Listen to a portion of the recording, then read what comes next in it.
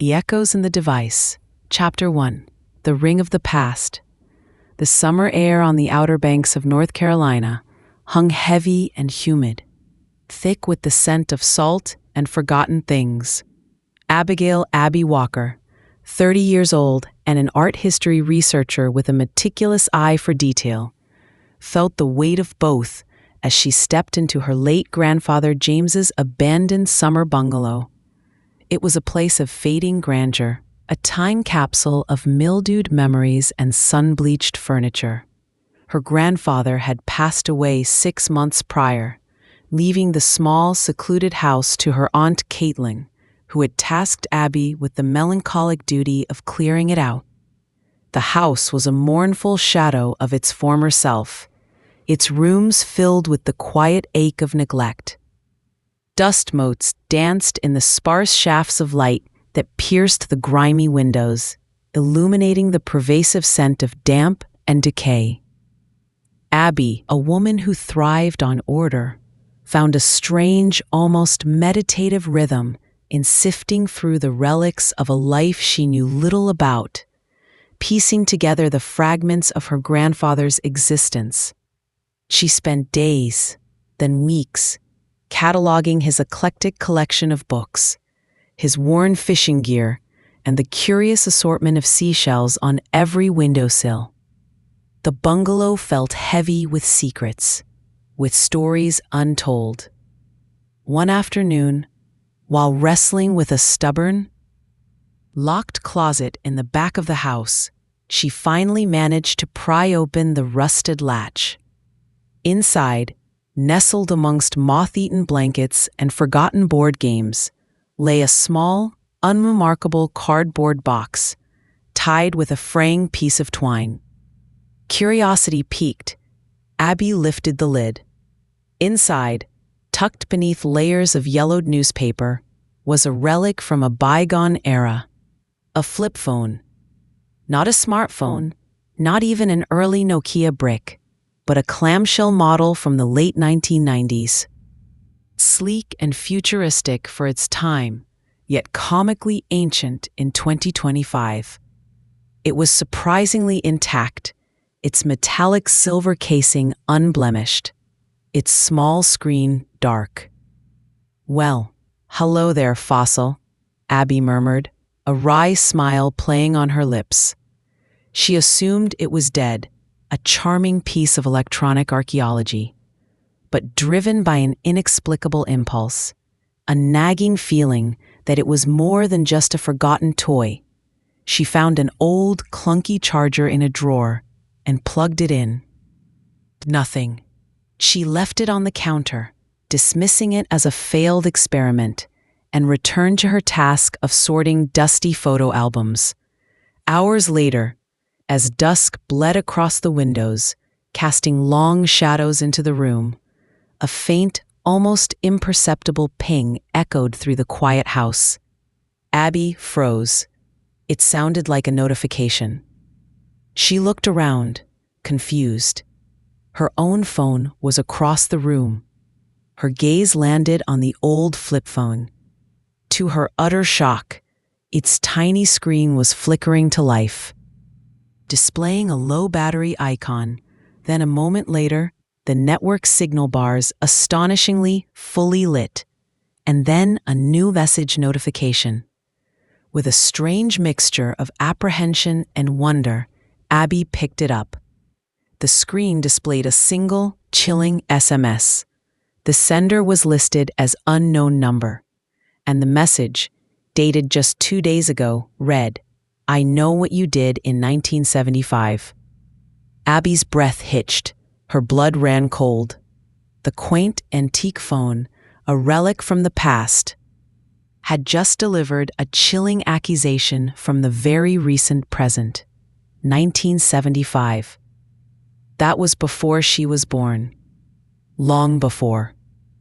What had happened in 1975? And more terrifyingly, who was this message for? Her grandfather, now deceased? Or was it meant for someone else?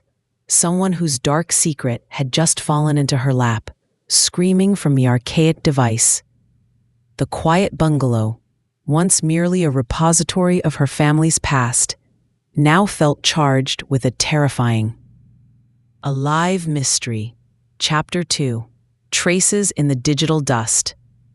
Abby stared at the message, her mind racing, grappling with the sheer impossibility of it. A flip phone from the 90s, dormant for decades, suddenly springing to life and receiving a message 2 days ago? It defied logic. It felt like something out of a low-budget horror movie. But the chilling words, "I know what you did in 1975, were undeniably real, their cold accusation hanging in the air. Panic began to set in. She scrolled through the phone's limited menu. Old SMS messages, a few dozen, dated from the late 90s to early 2000s. Missed calls, several from an unknown number, and one from Martha. 2 contacts, Kate and Lily. Kate was her Aunt Caitlin, her grandfather's sister, who currently owned the bungalow. But who was Lily? Her first instinct was to call Aunt Caitlin. Her aunt, a nervous woman who often seemed burdened by unseen anxieties, answered on the 3rd ring, her voice already strained. "Aunt Caitlin," Abby began, her voice trembling slightly. "I found an old flip phone in the bungalow. It turned on, and there's a message on it. I know what you did in 1975. What is this?" A beat of silence. Then Caitlin's voice, sharp and dismissive. "A phone? In the bungalow? Oh, Abby, darling, you must be mistaken. It's probably just some old junk. Someone must have left it there decades ago. A prank, maybe, or a wrong number. You should just throw it away. It's nothing." Her voice was too quick, too high-pitched. Abby recognized the telltale signs of evasion. Her aunt was hiding something. "It's not nothing, Aunt Caitlin," Abby insisted. "It's dated 2 days ago. And one of the contacts is you, and another is Lily." "Who is Lily?" Caitlin's sigh was a thin, exasperated sound. "Abby, please, just get rid of it. This house, it has a way of playing tricks on people. Don't go digging where you don't need to dig. Some things are best left alone." She hung up abruptly. Abby felt a jolt of frustration, then a renewed determination. Some things are best left alone was precisely the opposite of her nature as a researcher. This wasn't a prank. This was a message, a threat, or perhaps a cry for help, buried in a decades-old device, suddenly resurfacing. She knew exactly who to call. Dan Morgan, an old college friend. Dan, a year older than her, had been the resident tech genius in their history department, always fascinated by cold cases and digital forensics. He'd since become a freelance forensic data analyst, specializing in recovering information from damaged or obsolete devices. He was a natural skeptic, grounded in logic, but his professional curiosity was insatiable. Dan, amused by the initial description of the ancient flip phone, was intrigued when Abby sent him the photo of the message. "A flip phone, Abby? Seriously? In 2025? Getting an SMS from an unknown number dated 2 days ago? That's technically a miracle, or a very elaborate hack. Bring it over." She drove to his small, cluttered office in downtown Raleigh, the phone carefully wrapped in a cloth. Dan, his eyes shining with professional interest, connected the phone to a tangle of wires and specialized software. His fingers flew across the keyboard, a complex dance of code and commands. "Okay," he murmured after a few minutes, his brow furrowed in concentration. "This is odd. The SMS gateway used to send this message is ancient, like early 2000s defunct. It shouldn't even exist anymore. This means the sender is either incredibly resourceful or using some very old tech, or this phone is haunted, which, given your bungalow, wouldn't surprise me." He grinned, but his eyes were serious. He continued to delve, bypassing the phone's basic operating system, delving into its deeper cache. "Aha!" he exclaimed, suddenly leaning forward. "There's more here than meets the eye. Hidden files, corrupted but salvageable." He worked for another hour, his concentration absolute. Then he whistled softly. "Abby, you're not going to believe this. I've recovered some old multimedia files, a few grainy photos, and a short video clip. Looks like it's from 1975. He rotated his screen. The video was short, jerky, and filled with static, but the images were clear enough. A younger woman, strikingly similar to the Lily contact in the phone, argued fiercely with a tall, charismatic man with dark hair. They were in a dimly lit, cluttered room filled with what looked like scientific equipment. Abby could barely make out fragments of their heated exchange. Secret, consequences. But girl, she disappeared. Then a sudden jarring noise, like something heavy falling. A muffled cry, and the video cut out. Abby felt a wave of icy cold wash over her. Disappearance, 1975. The message. It was all connected, and the name Lily. She wasn't just a contact. She was a central figure in this buried, terrifying history. "Dan," Abby whispered, her voice barely audible. "Who owned this phone, can you tell?" Dan typed a few more commands, based on the phone number's registration, and some old metadata linked to photos of the phone's owner from the early 2000s. This phone belonged to a Thomas Fielding, or Tommy as he liked to be called. The name meant nothing to Abby, yet, but the echoes in the device were growing louder, carrying with them whispers of a dark secret from 1975. A secret that had claimed a life, and now, mysteriously, was reaching out from the grave. Chapter 3, Whispers from the Past. The name Thomas Fielding, or Tommy, resonated with a strange, unsettling familiarity that Abby couldn't quite place. It felt like a piece of a puzzle she didn't yet have enough context for. But the chilling video clip of Lily and the unknown man, the fragmented words, disappeared and secret, propelled her forward. She had to find out more. The bungalow, once just a family inheritance, was now a gateway to a decades-old mystery. Her first stop was the small, quaint coastal town near the bungalow. The town square, with its sleepy shops and salty air, seemed an unlikely setting for a dark secret. Yet, Martha Campbell, the owner of a dusty antique shop listed in the old phone's contacts, had been Abby's first lead from the device itself. Martha was a spry woman in her 70s, with a piercing gaze and an air of knowing much more than she let on. The antique shop was a treasure trove of forgotten trinkets, each with its own story. Abby felt a strange connection to the place, a kindred spirit in her appreciation for history. "Martha Campbell?" Abby asked, walking into the shop, the chime of the bell above the door echoing in the quiet space. Martha, polishing a tarnished silver locket, looked up, her eyes narrowing slightly. "That's me. What can I do for you, dearie? You're the Walker girl, aren't you, clearing out James's old place?" Abby nodded. "Yes, and I found something there. An old phone." She pulled out the flip phone, showing Martha the screen.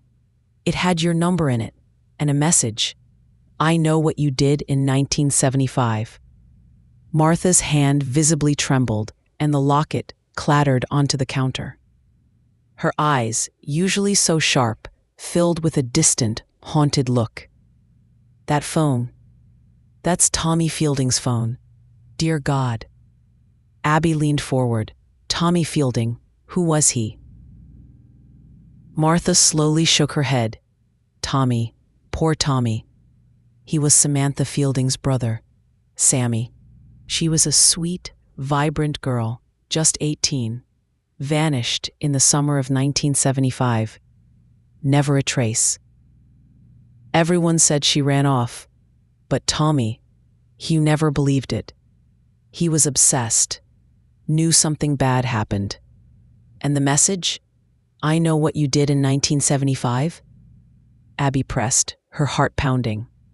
Martha looked around, as if worried about eavesdroppers, then lowered her voice to a conspiratorial whisper. There were rumors, dearie. Whispers about that young, charismatic doctor. Thornton. Elijah Thornton. He was down here from the university, doing some kind of secret research out in the woods, near the old lighthouse. Had a young, pretty assistant with him, a girl named Lily. People said they were too close. And that's Sammy. She went out that way, near their research site, the night she disappeared. Abby remembered the video. Lily, arguing with a man near scientific equipment. Dr. Thornton. Lily, 1975, disappearance. The pieces were starting to slot into place, forming a horrifying picture.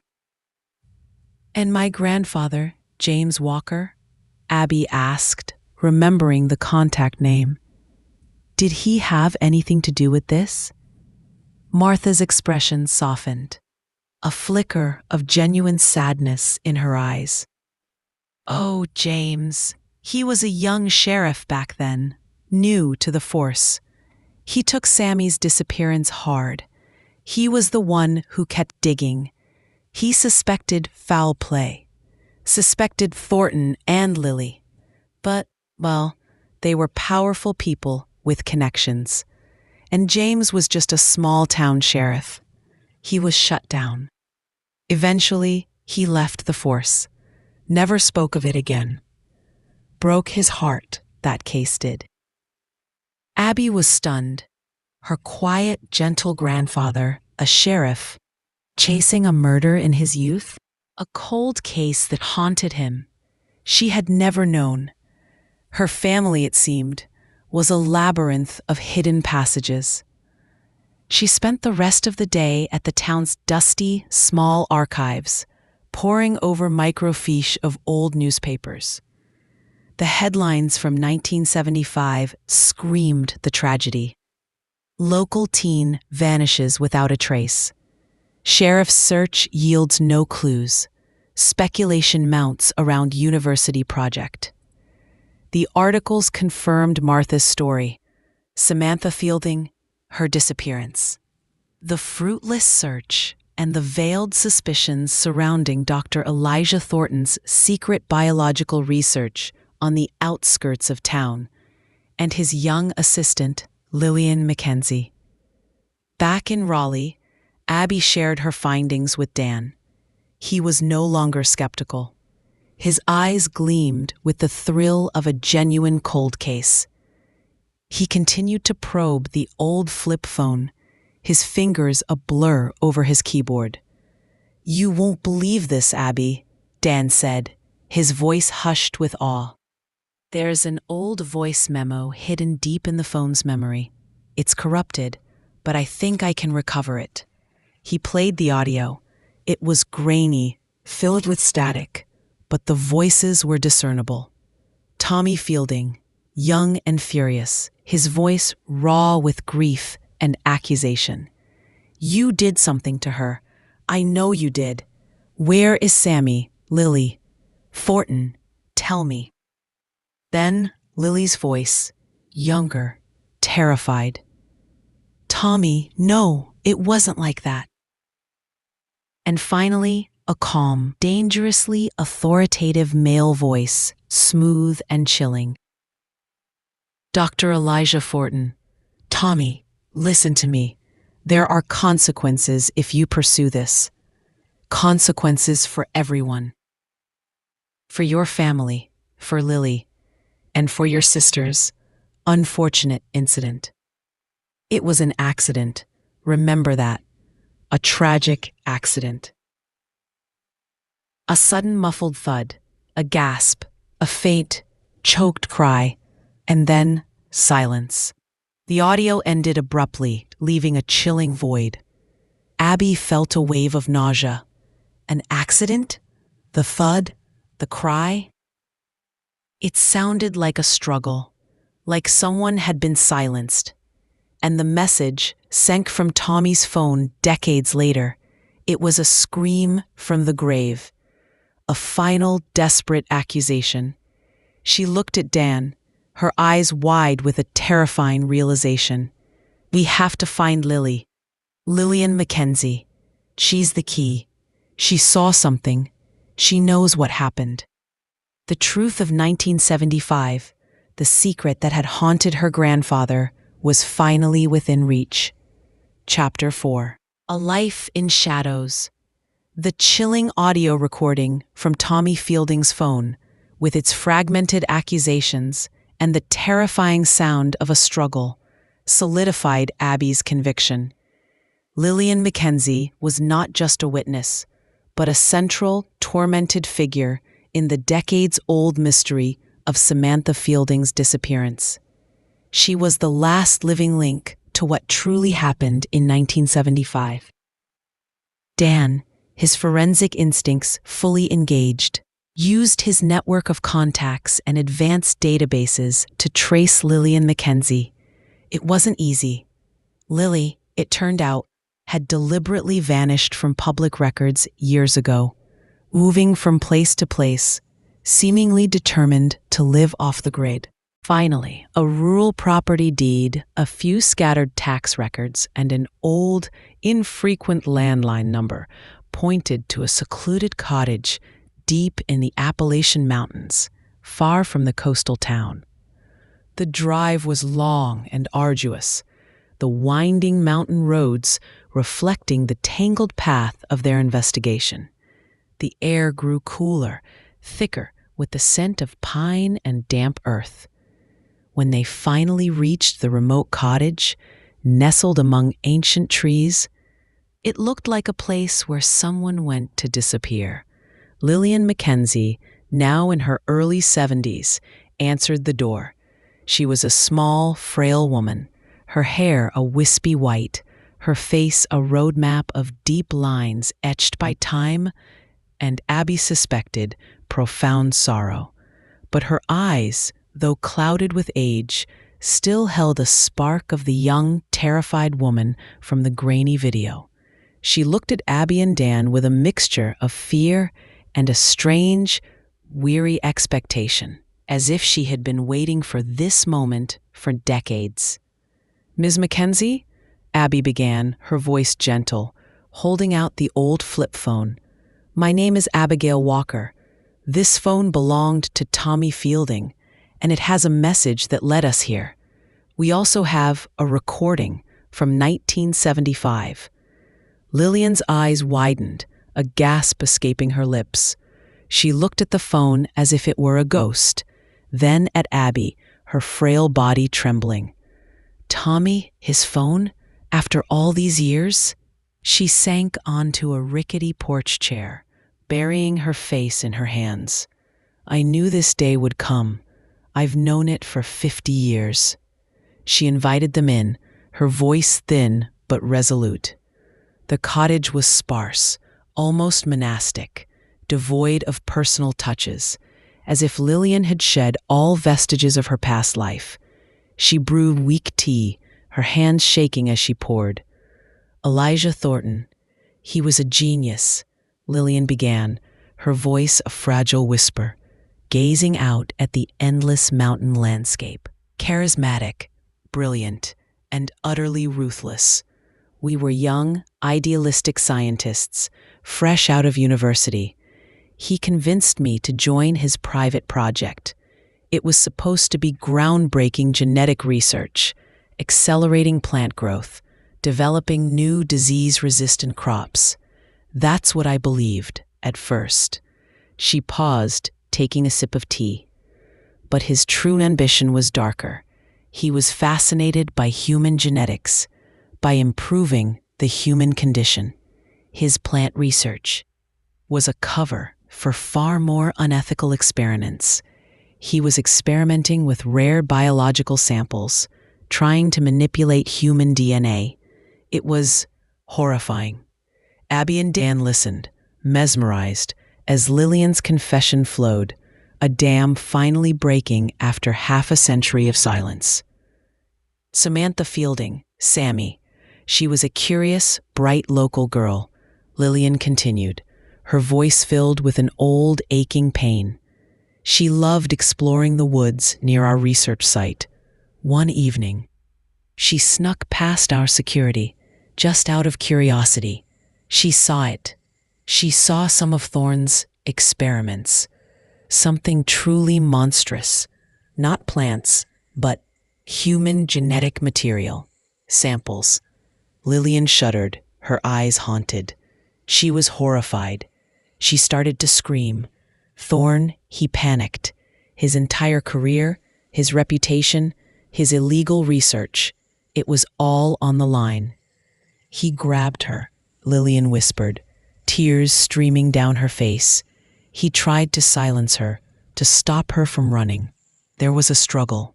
She tripped, she fell, hit her head on a rock, died instantly. It was an accident, yes, but he caused it, and he covered it up. He forced me to help him. Lillian described the terrifying hours that followed. Thorne, calm and calculating, coercing her, threatening her with ruin, with exposure, with being implicated in a murder she hadn't committed. He promised to protect her, to make it all disappear. They buried Sammy's body deep in the woods. Under the cover of darkness, Thorne, with his connections and his money, bribed the local coroner, fabricated a story of a runaway, and manipulated the initial police investigation. Tommy Fielding, Lillian said, her voice filled with renewed grief. He was the only one who never believed it. He knew Thorne was involved. He suspected me. He was relentless. He swore he would find out the truth. She confirmed the audio recording, Tommy confronting them, his accusations escalating, Thorne's chilling threats, the muffled thud, the cry. That was Tommy. Thorne, he hit him. Not to kill him, just to silence him. But he knew Tommy would never stop. He knew Tommy would expose him. Lillian revealed the most chilling detail. Tommy, he was brilliant. He knew Thorne had powerful enemies, and that some people close to Thorne had disappeared or been silenced. He rigged that phone. He programmed it. He sent that message on a timer, activated by his own death. He believed if he disappeared, if he was silenced, that phone would scream his last accusation. It was his final, desperate attempt to seek justice for his sister. Abby's mind reeled. Tommy's death, years later, had been ruled a mysterious car accident. But now, it seemed, even that might not have been an accident. Thorne, the ruthless genius, was capable of anything. And your grandfather, James Walker? Lillian asked, looking at Abby with newfound respect.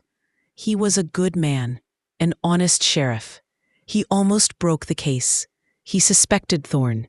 He knew there was more to Sammy's disappearance. But Thorne used his influence. James was dismissed, discredited. He never spoke of it again. It destroyed him in a way. He carried that burden, that failure, for the rest of his life. Lillian Mackenzie, after 50 years of silent torment, had finally unburdened her soul. The truth, dark and horrifying, spilled from her, piece by agonizing piece. Abby now knew the full story. The casual cruelty of a brilliant man, the accidental death, the cold-blooded cover-up, the decades of silence, the relentless pursuit of a heartbroken brother, and the desperate cry from beyond the grave. The old phone, a silent witness, had held the secret of a murder and the tortured souls of those caught in its web. Now Abby knew what she had to do. The time for the echoes to remain silent was over. The time for justice had come. Chapter 5. The Reckoning. The truth, once a fragmented whisper, now roared through Abby's mind, clear and chilling. Lillian Mackenzie's confession, corroborated by the old phone's hidden recordings and the decades-old newspaper clippings, painted a grim picture of murder, cover-up, and systemic corruption.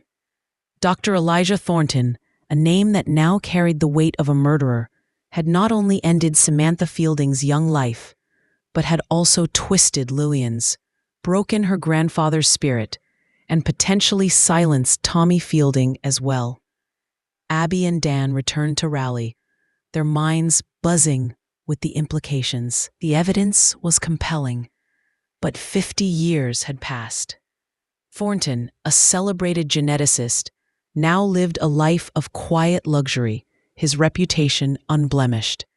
Would anyone believe them? Would justice, so long delayed, ever be served?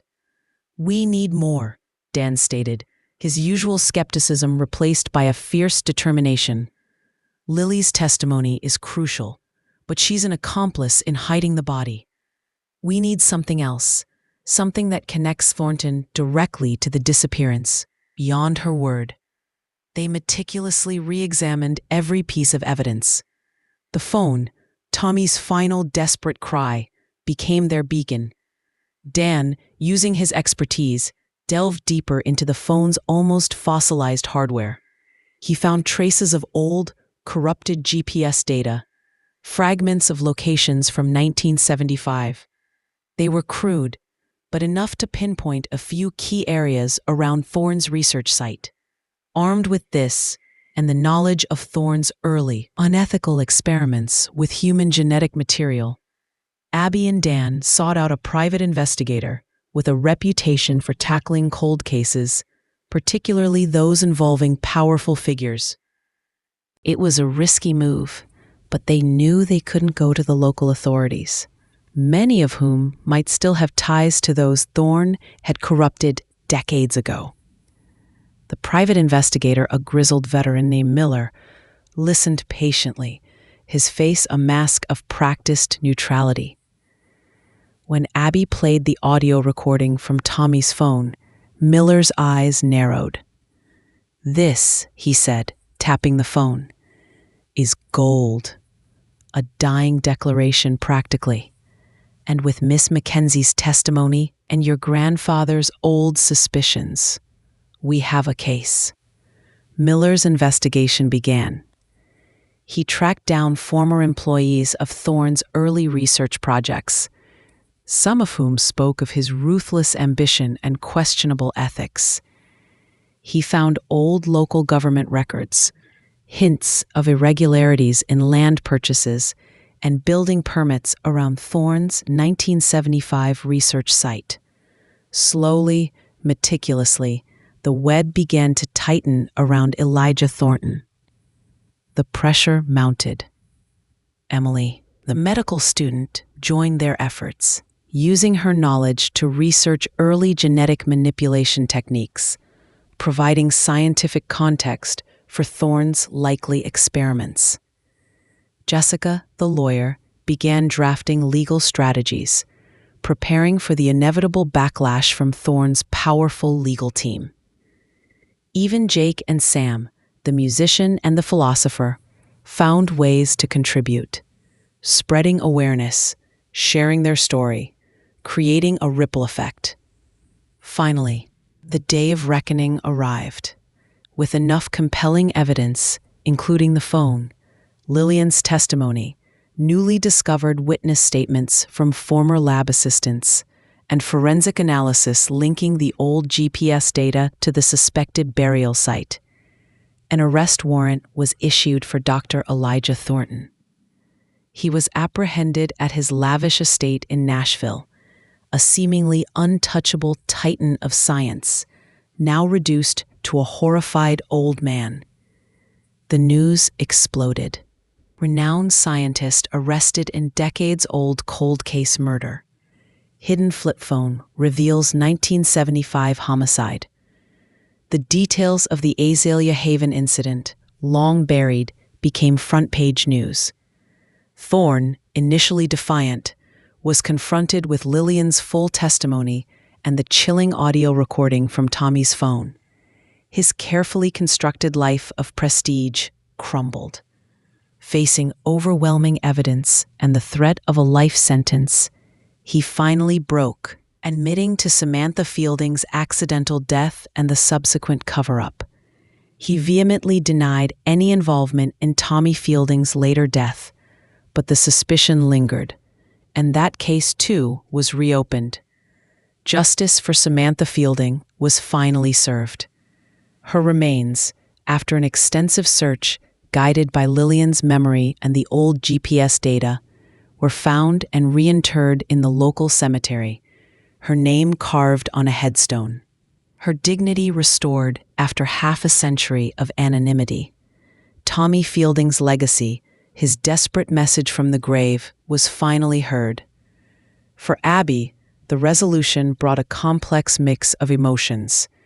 The idealized image of her grandfather, the quiet, gentle man, had been replaced by the more profound understanding of a good man tormented by an unsolved injustice. She felt a deep respect for his unwavering, though frustrated, pursuit of the truth. Aunt Caitlin, finally free from the burden of her silent knowledge, began a long process of healing, finding solace in her rediscovered connection with Abby. The old flip phone, the catalyst for this monumental revelation, remained with Abby. It was a powerful, tangible reminder that the past, no matter how deeply buried, can never truly die. It was a testament to the enduring power of truth and the quiet heroism of those who, like Tommy Fielding and her grandfather, refused to let a secret remain buried. Abby decided not to return to her previous life of abstract art history. This experience had given her a new purpose. She devoted herself to uncovering other forgotten stories, using her meticulous research skills to shed light on cold cases, particularly those involving historical injustices and silenced voices. She became a quiet advocate for those lost in the shadows of the past, ensuring that their echoes, like Samantha Fielding's, would finally be heard. Her life, once ordered and predictable, had been transformed by a single, chilling message on an ancient device, leading her to a profound understanding of her family's legacy and her own unexpected calling.